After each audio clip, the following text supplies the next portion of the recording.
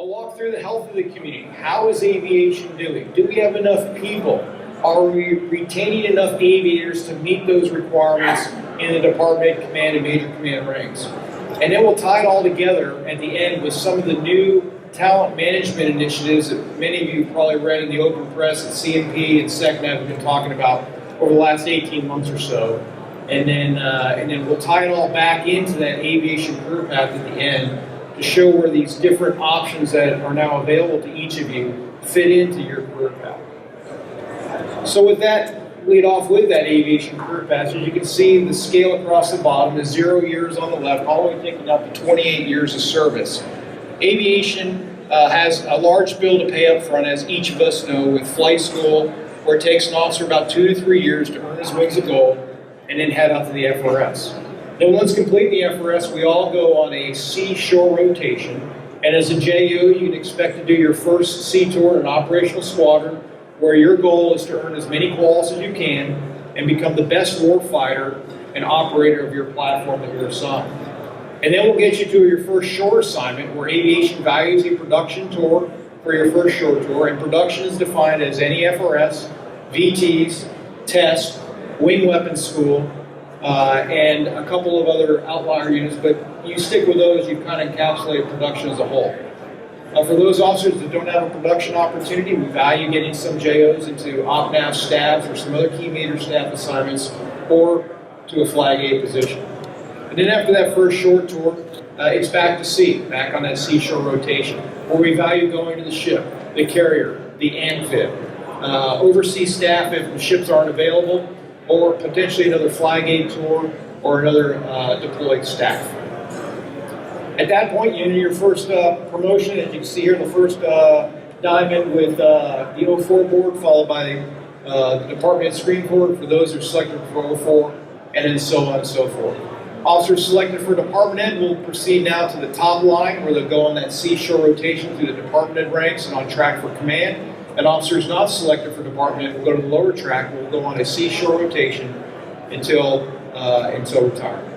So we'll come back to this and tie in some of the initiatives that we're going to talk about today, but that is the aviation career path as a primary. So aviation manpower as a snapshot of where we are today. Just over 10,000 winged naval aviators on active duty. And you can see in the top pie chart on your left, the breakdown between TAC Air, NPRA, and the rotary community. Of those 10,300 naval aviators, there are just over 34, just shy of 3,500 winged rotary wing officers. If you take the NFOs out, the rotary community accounts for 47% of the winged 1310s on active duty. So you're taking over the world. So part of the Commodore's master plan, you're on the road, nearly 51% of the vote, and rotary wing is a growth community. This year, Sinatra will, of the 1310s that they wing, 50% of them will be going to the rotary community. So here we are with our current inventory compared to the session size broken down by year group.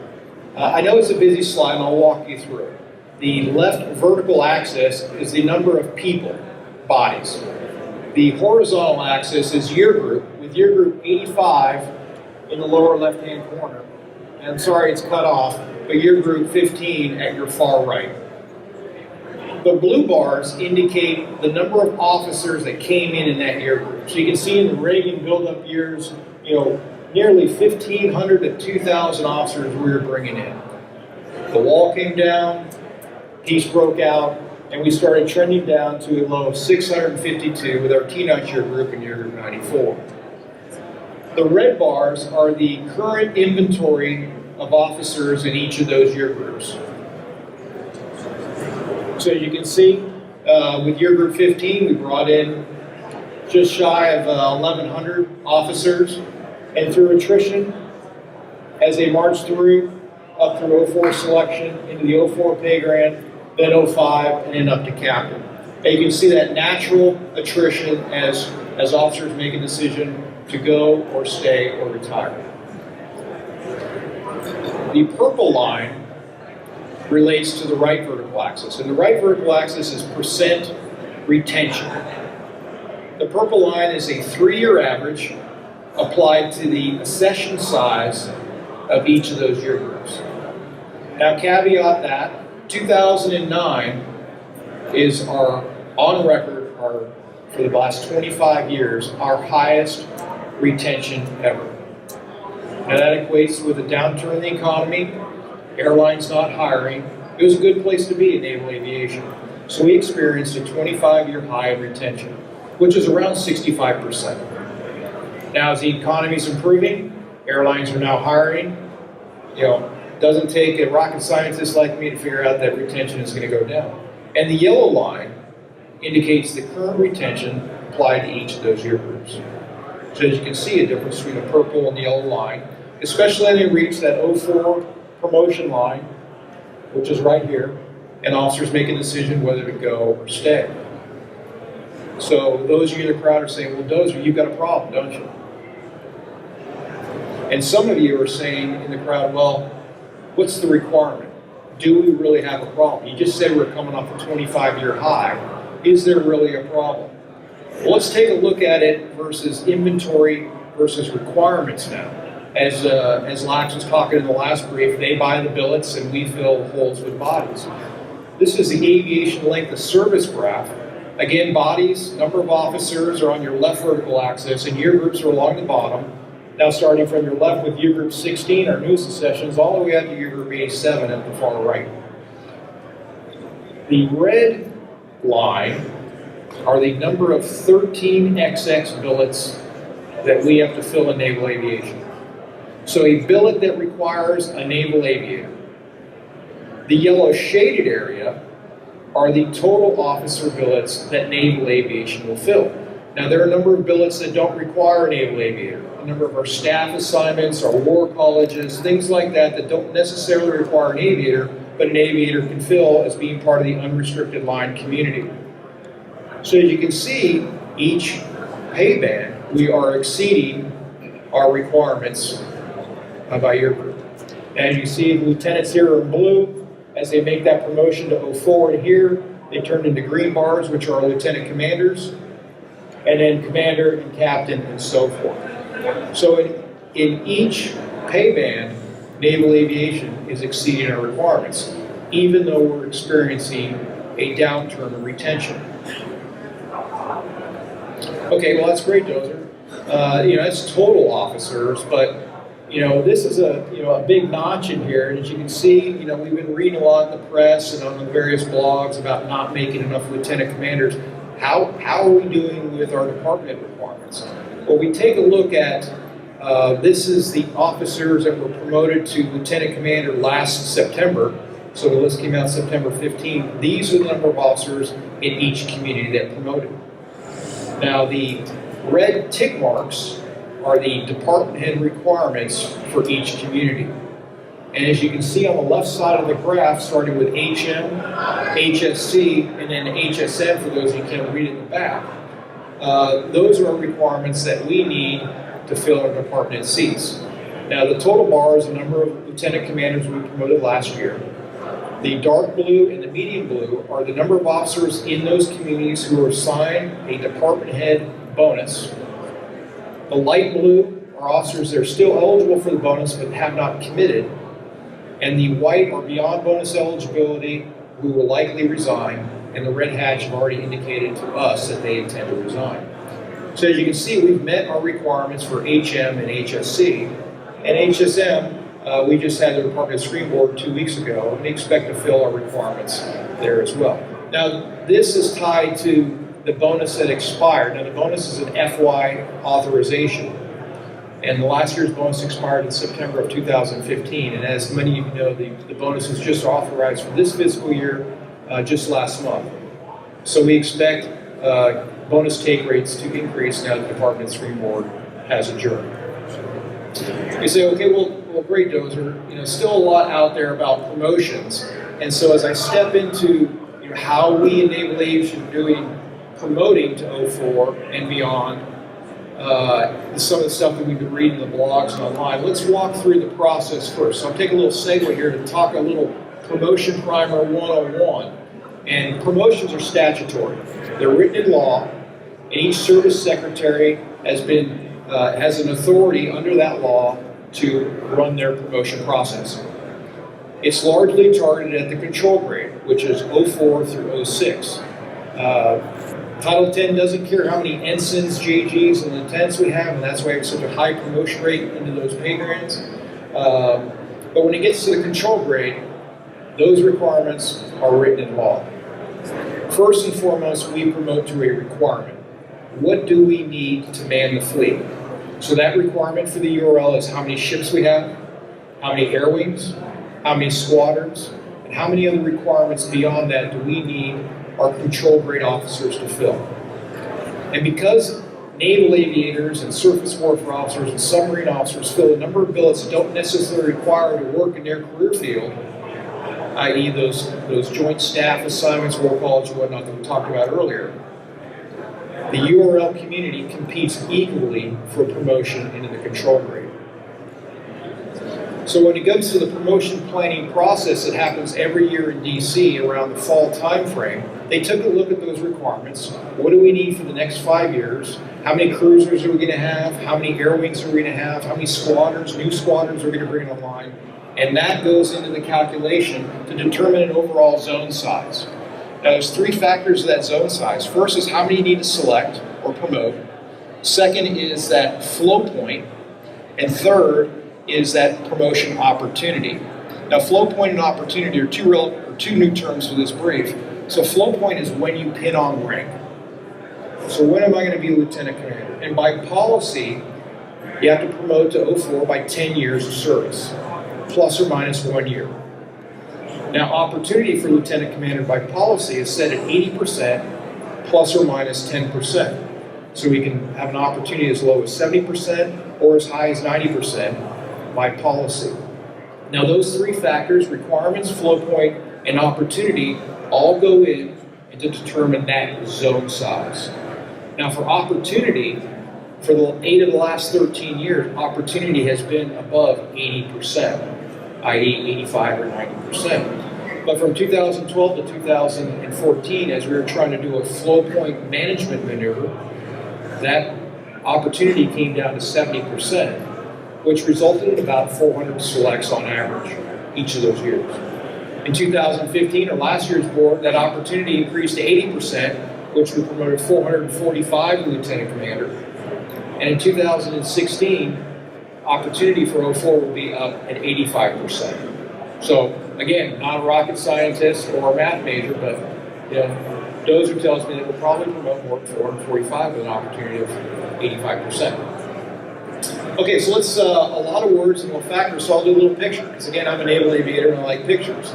So as I said earlier, we determine the requirement. What do we need? How many lieutenant commanders do we need? And for the last several years, we've promoted around 800. Last year, we promoted 847 lieutenant commander for the URL. So I like round numbers, so I'm going to use 800 for this example. So the requirement is 800. So if I had a 70% opportunity, I would need to have a zone size of 1,143. 70% of 1,143 is 800. Remember, requirements drive zone size, opportunity, and flow point. But if I wanted an 80% opportunity, I'd only have to look at 1,000 officers for promotion to get that 800. And if I had an opportunity at 90%, I'd only need to look at 889 officers, or a zone size of 889, to get that 800 requirement. Now, who doesn't want to have a 90% opportunity, right? That means only 89 officers will fail to select, right? Everyone promotes. Well, as I said earlier, zone size and opportunity have an effect on flow point. So if we were to have the 90% opportunity, what would happen to those 254 officers that would have been considered if there was a 70% opportunity? What would happen to them if we went to 90%? They would have to wait a year, right? They're not in zone. If we had 90% opportunity, these people up here would have to wait till next year. So with 80% last year, we had 143 in this example that would have to wait a year. So opportunity sets that zone size. Also, it sets who's in zone. So who's heard of someone saying, well, my year group was reset, or I slid back a year group? Well, you always retain your year group, it's your screen group that changes. So each year when we determine that zone size, this line is drawn, okay?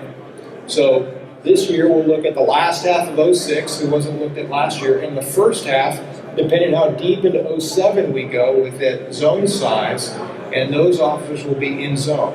Now they may do, if we go 80%, we're gonna go 85%, so the group in here are kind of on the bubble, and they'll either make it into zone this year or have to wait till next year.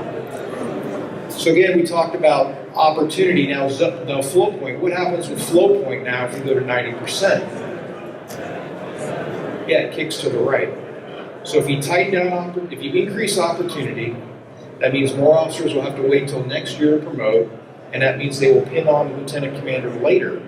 So flow point moves right. Remember I said flow point is 10 years plus or minus 1? Right now, our flow point is right around 10 years and 8 months. So if we increase opportunity, we're going to keep pushing that to the right stop. So it's a fine balance. So the takeaway here is promotion planning is a number of factors to go into it. It's a fine balance between opportunity and flow point, and the overall determinant is what's the requirement. Okay, so great. So let's take a look at promotions. So here are the 3 control grades and how we did in the last 2 boards. The top 2 are Lieutenant Commander and Commander, and those are the 2014, 2015 boards compared. And then the 06 at the bottom, which was 2015, and the most recent 2016 results that were just came out a couple weeks ago. And as you can see, in each of the 3 control grades, our promotion rate has increased, as well as our number of selects. As you can see, from 2014, we went from a 51% promotion rate to 72%, and then from 06, we went from 42 to 50%. Now note in 06, we promoted 2 above zone and 1 below zone, something we didn't do in the previous year.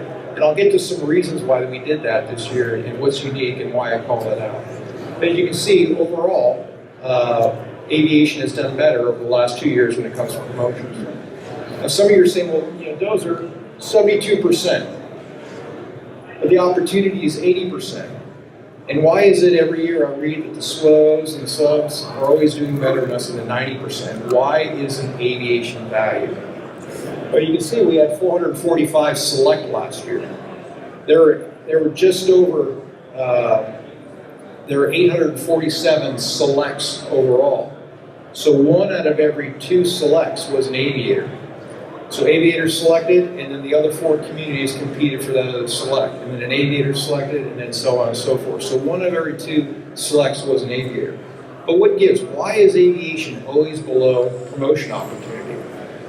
Well, many of you see my brief before, or maybe seen a roadshow. It all is driven by that minimum service requirement, or MSR, that we incur when we become designated naval aviator, and we incur that 8-year MSR. So here you have another picture that shows that. Each of the 3 communities, SWO, sub, and aviation on your right, and the blue bar indicates the number of accessions that came in for this screen group. The red bar indicates the number of officers that were still remained on active duty that were in zone for Lieutenant Commander last year in that accession size. As you can see, the subs and SWOs, with that 5-year active duty service obligation that they received from either the Naval Academy or from their ROTC unit, many of them had the opportunity to make a decision whether they want to stay or do something else. But aviators with that 8-year MSR, and you can see in the red bar, 96% of the 1310s were still under MSR and were forced to go to that Lieutenant Commander promotion board before they had an opportunity to say whether they wanted to stay in the active service or do something else themselves. And the green bars are the number of selects that each community promoted last year. And you can see with SWOs with 250, subs with 99, and aviation with 445, 91 of those being from above zone. Now, so there you see the 72% for aviation, the other 2 communities at 90%. So after the 2014 promotion board, Chief Naval Personnel took a deep dive into our process to make sure that no community was undervalued or were slighted in any way. And he first came out and said, okay, well, what is your requirement? We promote to the best and most qualified. We don't promote to the how many aviators, how many subs, how many subs. Since we all compete together, we promote the very best. CMP said, well, how many do you need? Give me that context. And each of the TICOMs came back and gave the numbers that you see on the bottom there. Aviation, we needed 432 to meet our 272 annual requirement for department head. And subs needed 116 and SWOs needed 225. So aviation promoted at 72% and exceeded its requirement. And you see there's another community where we remain nameless, or whoever's recording this out there, that promoted it at 90-something% but did not meet their requirement. So numbers matter, and context is numbers matter. So when we see the promotion message that comes out, and someone says, yep, the SWOs and subs kicked their butts again, well, there's more to the story. And it's all driven by MSR. Aviation promoted 445 last year, and of those 445 that promoted last year that went to the department head screen board just 2 weeks ago, we selected 272 for operation department head. So still another quality cut after making 04 to department head. So MSR is always going to be the big driver for the foreseeable future, especially when the MPRA community now flying P8s are now at an 8-year MSR, and the Rotary community has been at an 8-year MSR since 2002. We will always see promotion rates below opportunity and below the other URL communities because they have a 5-year active duty service obligation. Okay, so you're saying, well, great, Dozer. It's all about me. We're at NHA. How's the Rotary community racking up? You know, we're nearly 50%. How are we doing? Are we valued in the NAE? So I had my guys break down the stats for the Rotary community for all boards that happened in 2015. Now these are each individual separate screen groups, but a snapshot of how each of those screen groups did after 2 looks. So at the bottom for Lieutenant Commander, for the officers that were in zone in 2014 and had an above zone look in 2015, we had a total of 261 officers in that group. And of those 261, 161 of them promoted to Lieutenant Commander at a rate of 62%, which the in-zone promotion rate for aviation is right around 57%. So the Rotary community is exceeding the aviation average for a selection of Lieutenant Commander. So going back a year, so the officers that selected to Lieutenant Commander in 2016 and then had an in-zone look for department head in 14 and an in-zone and an above-zone look for department head in 15, so their 2 looks. There were 103 total officers and 91 of them selected for department head or a rate of 88% over 2 looks. Okay, pretty good promotion rate there, or selection rate.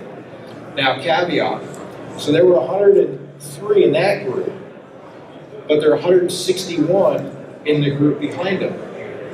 And this last year, how many did we select in department head in the Rotary community? We selected another 91. So the requirement remains consistent over the years, but going forward, as you select more department heads for the same number, as you select more lieutenant commanders for the same number of department heads, your department head screen rate will go down.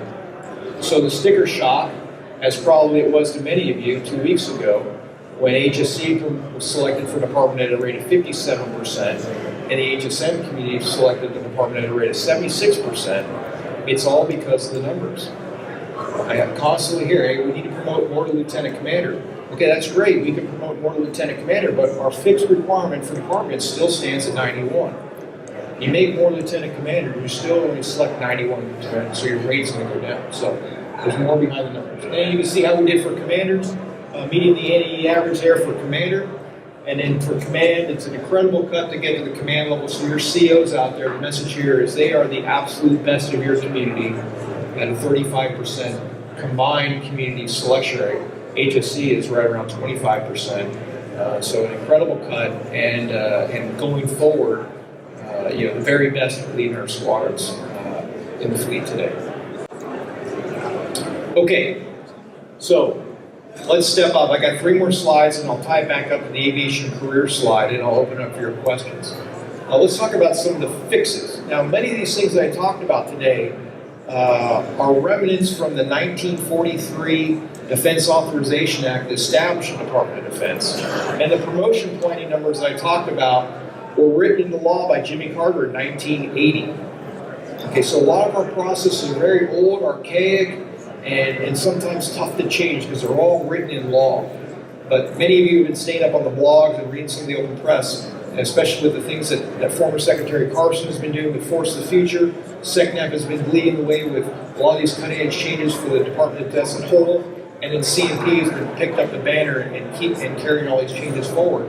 A number of different things we're looking at with modernizing our personnel system, becoming more ready, relevant, increasing our training and our learning, and then also concentrating back at home that quality of service, that enriched culture. How are we taking care of our people? So some of those things in those three pillars. With first that modernized personnel system. Remember I said the promotion process is written in the law and signed by Jimmy Carter in 1980. Well, those laws are sometimes tough to change, and we're making incremental steps along the way to get away from that. Whereas the do your time, wait your turn, wait to be in zone for promotion, and then promote, instead of a culture or a system that seeks out that talent and identifies officers when they're ready for promotion and then select them, not based on doing their time, but when they're ready or when they achieve that milestone. So bridging that gap, getting to that end state is where we want to be. And so to take some chunks out of that and how to bring that revolution of change online, first and foremost is when we govern our boards, what message do we give to our members? That's in that convening order. And so convening order languages for the boards that are promotion boards in 2016 have changed, where we are encouraging members to open the aperture, reach down and select those officers maybe below zone who are ready for promotion and get them on the path sooner. Or look at those officers that maybe had a speed bump or a delay in their career and maybe weren't ready for promotion the first time but are now ready now. Excuse me, I got a little excited there talking about this stuff. Select more from above zone. So don't just do your time when you're in zone, promote or not. Open the aperture. And our convening order languages give that direction. And that's where we saw this year for 06 selection, we promoted some above zone and some below zone.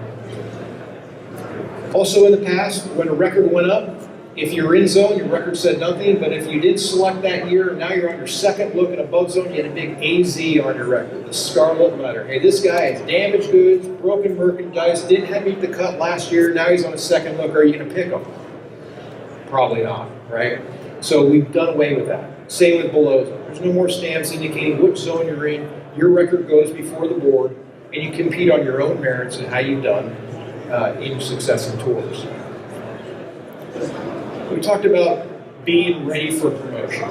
Now at Taylor, if you happen to be there or maybe watch my live stream for my presentation, I gave an example of an officer who maybe did very well at the academy and was selected for VJEP. Are there any VJEP graduates out there?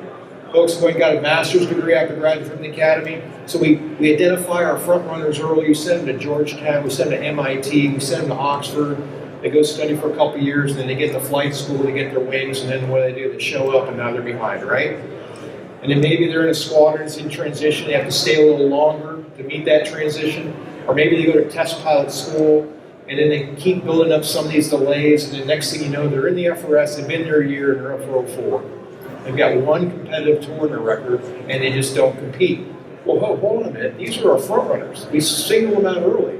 And now our 1980s promotion system has cast them away. So that's got to stop and fix. And CMP is really leading this charge on promotion deferment.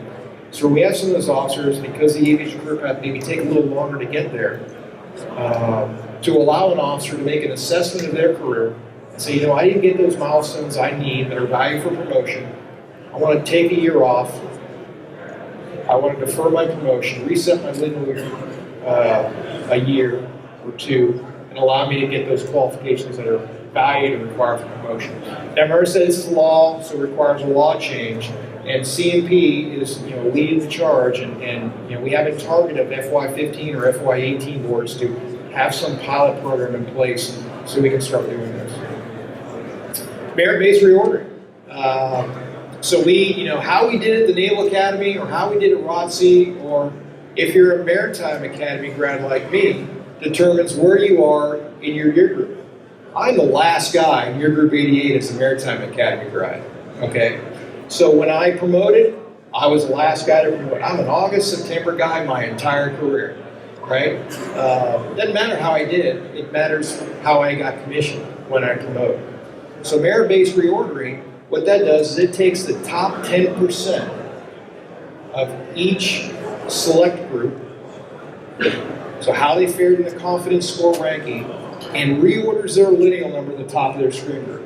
So a front runner who might be a Maritime Academy graduate, but did very well once he got into naval aviation, when he promotes, if he's in that top 10% selection, he will promote sooner, not based on where you went or your grade point average at the Naval Academy. So merit-based reordering, we were very, very close to getting that into the NDAA last year to do it this year. But part of the larger force of the future that former Secretary Carson was doing, they wanted to wait a year and see how that shaped out. And so CMP is continuing to push and get that into this year's NDA, so next year's boards, if we do get the authorization in a law change, we can take that for action and move out. Okay, for the rich culture piece, that pillar, talking about increasing maternity leave that went from 6 to 12, or we got a little bump up to 16, now it's back to 12 as part of the larger DoD guidance. COLO, we have a number of officers that are married to other naval officers, and then other service officers. We inside the Navy do take great pains and go to great strides to ensure that our officers that are married to one another have some sort of co-location assignment, and at the best end state is to get them on some sort of seashore opposite flow. None of that exists with a joint service. And if we have an officer married to an Air Force officer, an Army officer, a Marine Corps officer, it's largely my guys and gals getting on the phone and calling that monitor or assignment officer and trying to work something out. There's nothing mechanized, there's no policy in place, and it provides a lot of stress on officers, and it leads to decisions where to go or stay, how that detailing goes. So we're moving forward. We've got a number of new programs in place for Navy COLO policy, and we're working towards a larger joint COLO policy. It's cut off on the bottom there, but more of that ready, relevant learning. As I showed many of you probably looked at the career path and saw it and said, hey, where's my chance to get a graduate education degree? Because some of the other communities inside the Navy value that. When can we do that inside of naval aviation? Well, largely during your first commitment or your first 8 years, there's not a lot of room. You've got to stay on that seashore rotation, maximize the return on what we did to train you to be a warfighter in your platform. But we do recognize that we need to increase that. So last year, we had a pilot program where we selected 4 officers to go in resident graduate education, and we selected 1 naval flight officer, and he went to Harvard. This year, we had a board selected. It was largely run by your Commodores. They made recommendations for 7 naval officers, naval aviators and naval flight officers to go in resident graduate education. In the Rotary community, we selected, I believe, 1 DMOX Machowski, HSM FRS instructor. He's going to be going to Georgetown this summer and do in residence graduate education. So a great opportunity paid for by the U.S. Navy, gets to keep his GI Bill and go forward. And again, this summer we'll have another board and we'll select another 7 to 10 officers to have that same opportunity in 2017.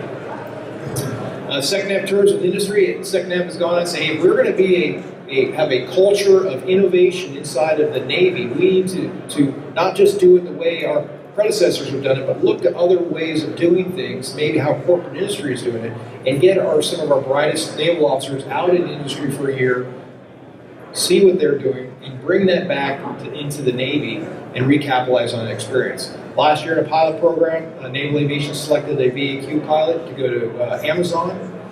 So he's at Amazon right now working as an intern essentially. And he's got a small group of 15 that he leads, and he goes around the country to all those Amazon distribution points and does quality improvement process inspections, and he comes back and writes reports and says how they can do things. So I think it's a lot like Office Space. He gets in the room, hey, what is it you really do here, kind of thing. But it's an eye opener for him to read some of his reports. The experience he's getting great. Last year in Naval Aviation, we selected 4 officers and 4 enlisted for this year's Tours of Industry class, and those officers will be going to I believe we selected 2 from the Rotary community. 1 will be going to Amazon again, and the other one will be going to Lockheed Martin. And then we have a VFA officer going to Boeing, and then I believe a E2 officer going to AT&T to work high-speed networks. And as well, they'll be paired up with an E6 to E7, also working in the industry. So a great program for those officers, and that program will continue to expand.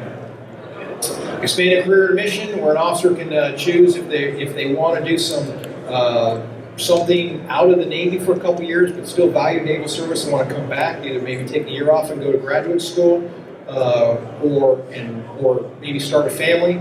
They can freeze their lineal number, step out of the service, be part of the reserves for a year to two, and then come back in, and their lineal number reset, and they'll pick right back off like nothing had happened. This year we selected a CIP officer for command in the VFA community, so no damage was done to his career taking that on. That program will expand, and the different options that you can take in CEP will change. Currently, the way it's worked, like I said, you'll go to the reserves, you'll get reserve pay, so 1 weekend a month, we'll have full commissary, TRICARE, and dental privileges, but that's all you get. So some officers, you can't really take the hit and pay to do that. Maybe they have a spouse that has a job, they can support them in that, and a lot of them do not, so they opt not to take CIP. But in the future, we'll be on a scalable CIP program where maybe you take a little bit more pay for a little bit more payback, or less pay and less payback, and you'll be able to choose your options. So that is coming. And then lastly, the detailing marketplace. The same detailing processes are in place as they were when I was a lieutenant. You talk to your CO, you tell your CO where you want to go, he calls the bureau, maybe you call the bureau, you tell him where you want to go, you go into a rack and stack competition, and then you get a phone call and you find out where you're going. Well, there are now, with the advances in IT, there are ways that we can maybe expand this to make it more interactive. We have a couple pilot programs going on in the HR and the IT community where officers go online and look at the options. They make their preferences. The command can go in and see who's in that detailing pool, make their options, and we try to make marriages happen. I've also seen demos where there's an Amazon type platform for detailing where you say, I want to be in Tidewater. So you go look at a map of Tidewater, and you put in your PRT, your rotation date, and all these little pins pop up of all these different billets that match your rotation date. And so you say, well, I didn't know about this out in Suffolk, and you can click on it. It's got the job description, the contact information goes in the job, so maybe you can do some liaison and find out what it's all about. And it also may say, there's another screen that says, well, people that have looked at that job have also looked at this job, much like you find on Amazon. So there's a bunch of things that work. It's going to come at a large IT price and revolutionize and modernize our infrastructure. But again, it's a top priority of CMP to improve that detailing process and move it more to a marketplace vice, a coconut telegraph kind of process. So how does it all fit in? All right, so here we have it. We're back in the aviation career path. I talked about, for the JOs out there, your focus should be on warfighting. As a CAG, I got to fly in CAG 8 with the Tridents of HSC 9 and the Spartans of HSM 70, and in the CAG 17 I got to fly with the Red Lions of HSC 15 and the Battle Cats of HSM 73, and what a great platform that you all have. I've gotten to fly a lot of F-18s and Growlers, but you have the latest and greatest. You've got that new car smell. You've got new weapon systems coming online. Exciting time to be in your community. And for the JOs out there, that should be your focus. Being the best warfighter you can be.